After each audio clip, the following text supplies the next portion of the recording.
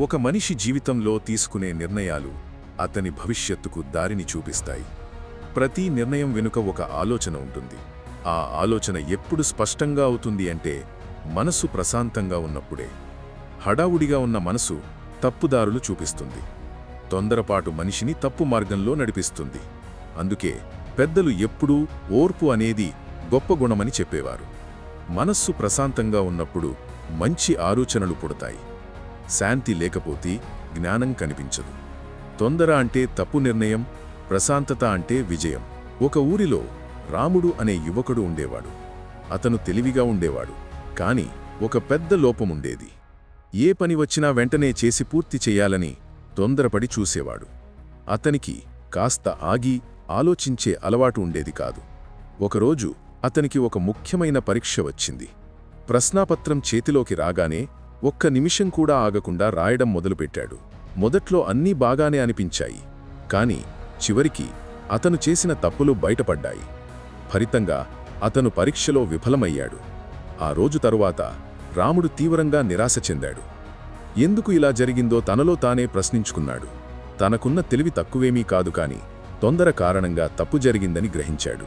ఆలోచనలో ప్రశాంతత లేకపోతే ఎంత తెలివైన వాడైనా విఫలమవుతాడని అర్థం చేసుకున్నాడు. అతని జీవితంలో ఇది ఒక మలుపు అయింది. అప్పటినుంచి అతను ప్రతి పనిలో ప్రశాంతంగా ఆలోచించాలనే నిర్ణయం తీసుకున్నాడు. ఒక్కో అడుగు జాగ్రత్తగా వేయడం ప్రారంభించాడు. అతని గురువు ఒకరోజు రాముణ్ణి పిలిచి మంచి మాటలు చెప్పాడు. బిడ్డా, తొందర అంటే మబ్బులో నడిచేవాడిలా ఉంటుంది. ముందు మార్గం కనిపించదు. గోడకు తగిలే ప్రమాదం ఎక్కువగా ఉంటుంది. కాని ప్రశాంతంగా ఆలోచించేవాడికి దారంతా స్పష్టంగా కనిపిస్తుంది.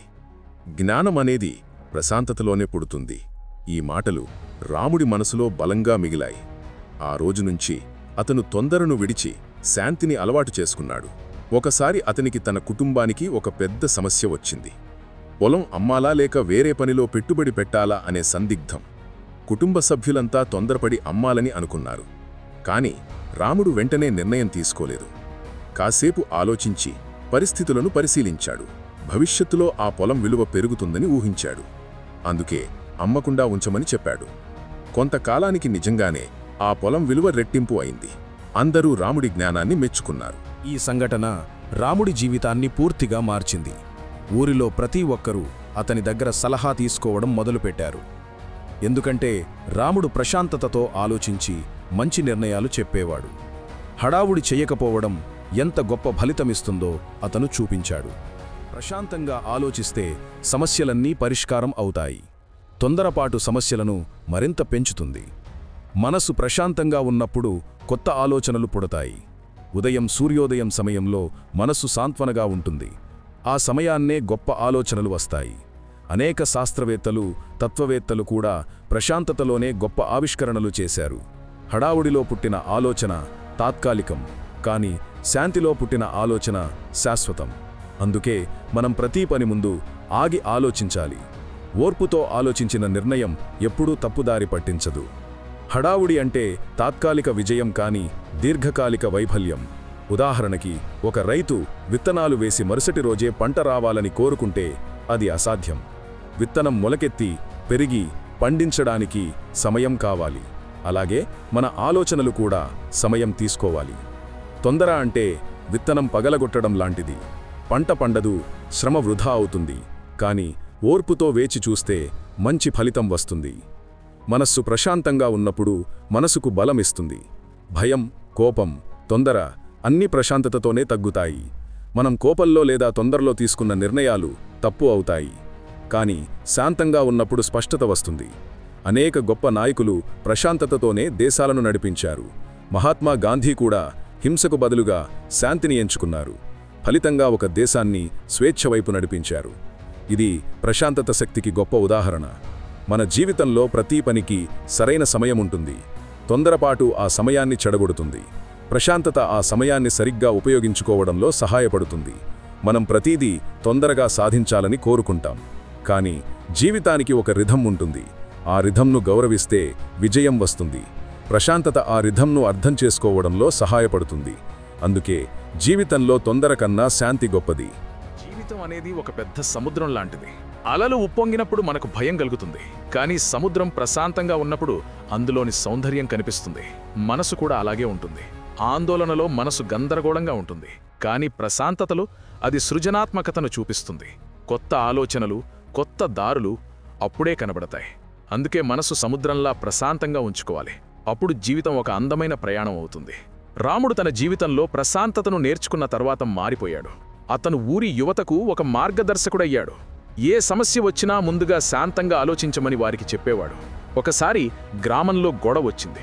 అందరూ ఒకరిపై ఒకరు అరుస్తున్నారు. రాముడు వారిని ఆపి ప్రశాంతంగా కూర్చోబెట్టాడు. ఒక్కొక్కరి మాట విని శాంతంగా పరిష్కారం చూపించాడు. ఫలితంగా గొడవ పెద్ద సమస్య కాకుండా చల్లబడిపోయింది.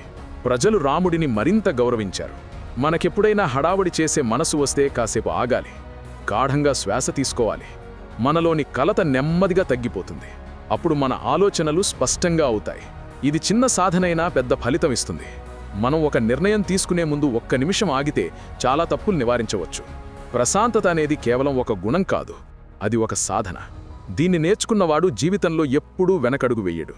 హడావుడి అనేది మనిషిని భయంతో నింపుతుంది. తొందరలో మనం తప్పుడు ఊహలు చేసుకుంటాం, అనవసరమైన అనుమానాలు పెంచుకుంటాం. దాంతో సమస్యలు మరింత పెరుగుతాయి. కానీ ప్రశాంతతలో మనం నిజమైన సమస్యను అర్థం చేసుకుంటాం, దానికి సరైన పరిష్కారం కనుక్కుంటాం. ఒక వైద్యుడు కూడా తొందరపడి ఆపరేషన్ చేయడు.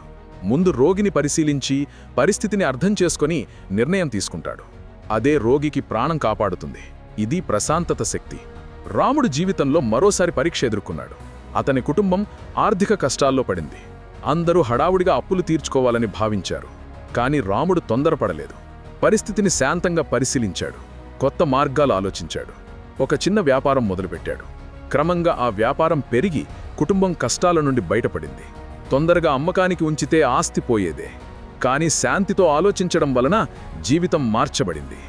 మనసు ప్రశాంతంగా ఉన్నప్పుడు మనలోని సృజనాత్మకత బయటకు వస్తుంది. కవులు, కళాకారులు, సంగీతకారులు ప్రశాంతతలోనే అద్భుతాలు సృష్టించారు. హడావుడిలో వారు ఏమీ చేయలేకపోయారు. ఒక పాట రాయడానికి కూడా మనసు ప్రశాంతంగా ఉండాలి. లేకపోతే పదాలు గందరగోళంగా మారిపోతాయి. ప్రశాంతత మనకు అంతర్గత శక్తినిస్తుంది. ఆ శక్తి వల్లే మనం గొప్ప సృష్టులు చేస్తాము. అందుకే కళకు, జ్ఞానానికి ప్రశాంతతే పునాది. ప్రశాంతత మనకు సహనం నేర్పిస్తుంది. సహనం ఉన్నవాడే గొప్పవాడవుతాడు. చిన్న చిన్న విషయాలకు కోపం వచ్చే మనిషి ఎప్పటికీ విజయం సాధించలేడు. తొందరలో కోపం వస్తుంది, కోపంలో తప్పు జరుగుతుంది. కానీ శాంతంగా ఉన్న మనిషి సహనంతో ముందుకు సాగుతాడు, కష్టాల్ని తట్టుకుంటాడు. అడ్డంకులు వచ్చినా వెనకడుగు వేయడు. సహనం వల్లనే అతను విజయాన్ని పొందుతాడు. మన జీవితంలో ఎన్నో మార్గాలు వస్తాయి. ఎంచుకోవడానికి సరైన మార్గం ప్రశాంతతలోనే తెలుస్తుంది. తొందరలో మనం తప్పుడు దారిని ఎంచుకుంటాం. దాంతో మళ్లీ తిరిగి రావాల్సి వస్తుంది. అది సమయం వృధా అవుతుంది. శాంతంగా ఆలోచిస్తే మొదటి నుంచే సరైన మార్గాన్ని ఎంచుకోవచ్చు. అలా చేస్తే జీవితం సులువవుతుంది. ప్రతి అడుగు విజయం వైపు నడుస్తుంది. ఇది ప్రశాంతతిచ్చే వరం. రాముడు ఎప్పుడూ యువతకు ఒక మాట చెప్పేవాడు: హడావుడి చేసి నిర్ణయం తీసుకుంటే అది ఓటమే, ప్రశాంతంగా ఆలోచించి తీసుకుంటే అది విజయం. ఈ మాటలు అతని జీవితంలో నుంచి వచ్చిన నిజం. ఎందుకంటే అతను తొందర కారణంగా ఓటమిని చూశాడు, అలాగే ప్రశాంతతతో విజయాన్ని కూడా చూశాడు. అందుకే అతని మాటలు గ్రామమంతా వినేవారు. ప్రశాంతత వల్లనే అతను గౌరవాన్ని సంపాదించాడు. మనసు ప్రశాంతంగా ఉన్నప్పుడు మనలో నమ్మకం పెరుగుతుంది. తొందరలో మనం మనల్ని మనమే అనుమానించుకుంటాం. కానీ శాంతిగా ఉన్నప్పుడు మన సామర్థ్యం మనకు తెలుస్తుంది. ఆ నమ్మకం మనల్ని ముందుకు నడిపిస్తుంది. సమస్యలు పెద్దవిగా ఉన్నా మనం వాటిని ఎదుర్కోగలుగుతాం. నమ్మకం లేకుండా ఏ పని సాధ్యం కాదు. ప్రశాంతత ఆ నమ్మకాన్ని మనకిస్తుంది. అది మన విజయానికి తాళం చెవి. ఓకే ఫ్రెండ్స్, మన ఆలోచనలే మన శక్తులు. మీకు ఈ వీడియో నచ్చితే తప్పకుండా లైక్ చేయండి. మనసుకు హత్తుకునే వీడియోలు మన ఛానల్లో ప్రతిరోజు వస్తాయి. మన వీడియోలు మిస్ అవ్వకుండా ఉండాలి అంటే వెంటనే సబ్స్క్రైబ్ బటన్పై క్లిక్ చేసి పక్కనే ఉన్న బెల్ ఐకాన్ ప్రెస్ చేయండి. వీడియో పెట్టగానే మీకు నోటిఫికేషన్ వస్తుంది. ఈ వీడియోని మీ ఫ్రెండ్స్ అండ్ ఫ్యామిలీ మెంబర్స్కి షేర్ చేయండి. ఓకే ఫ్రెండ్స్, ఇంకో వీడియోతో మళ్ళీ కలుద్దాం. జై హింద్.